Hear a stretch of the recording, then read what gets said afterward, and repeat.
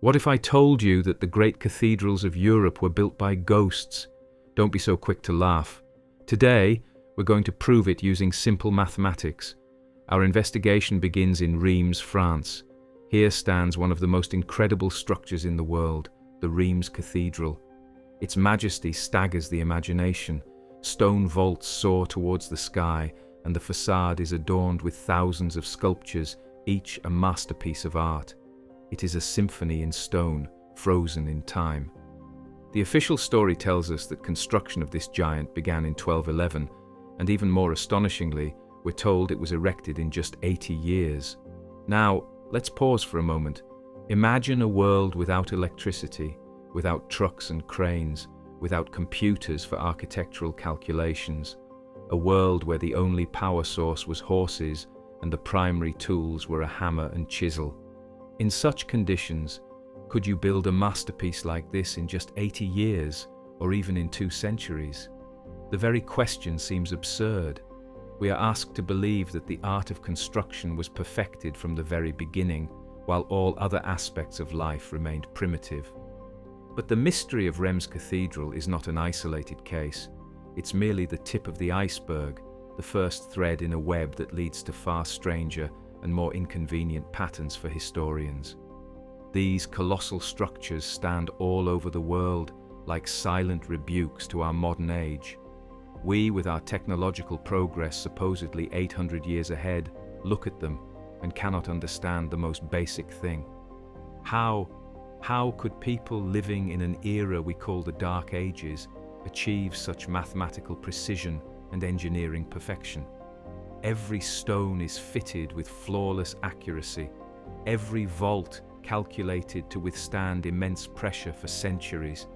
This requires not just skill, but profound knowledge of geometry, physics, and material strength. Disciplines that we are assured were in their infancy at the time.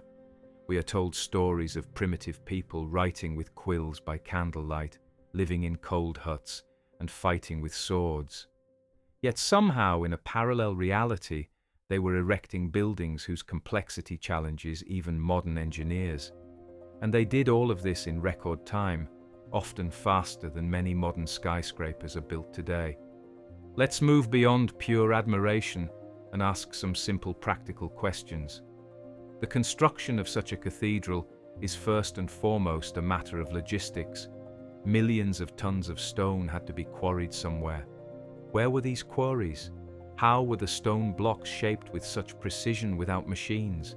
But most importantly, how were they transported to the construction site?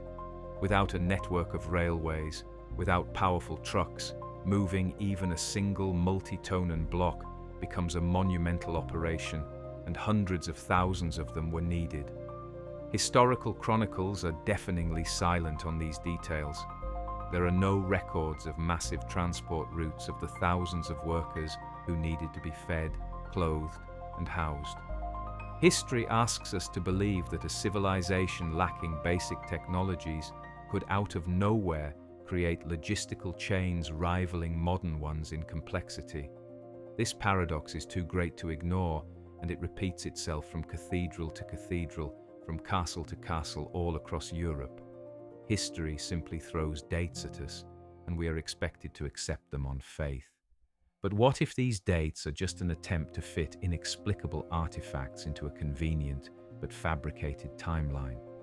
What if the Reims Cathedral and similar structures are not products of their time, but the legacy of something much greater?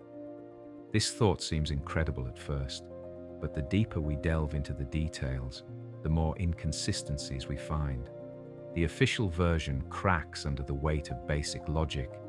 The mystery of the cathedral is not just a question of construction technology. It is a question about the very nature of our history and what might have been hidden from us. And to get closer to the answer, we need to look at other strange patterns that accompany the history of these ancient buildings. There is one suspicious template that repeats so often it can no longer be considered a coincidence. This pattern involves fire and destruction, and it may be the key to understanding what really happened. And this key is hidden in one strange, obsessively recurring story, the story of fire. After analyzing the chronicles of hundreds of ancient buildings, we uncover a disturbing pattern. For nearly every great stone cathedral, there is a legend that it was built on the site of an older, humbler wooden church that was destroyed in a blaze. Lim's Cathedral is no exception. We are told it was built on the ashes of its predecessor, which burned down just a year before the new construction began.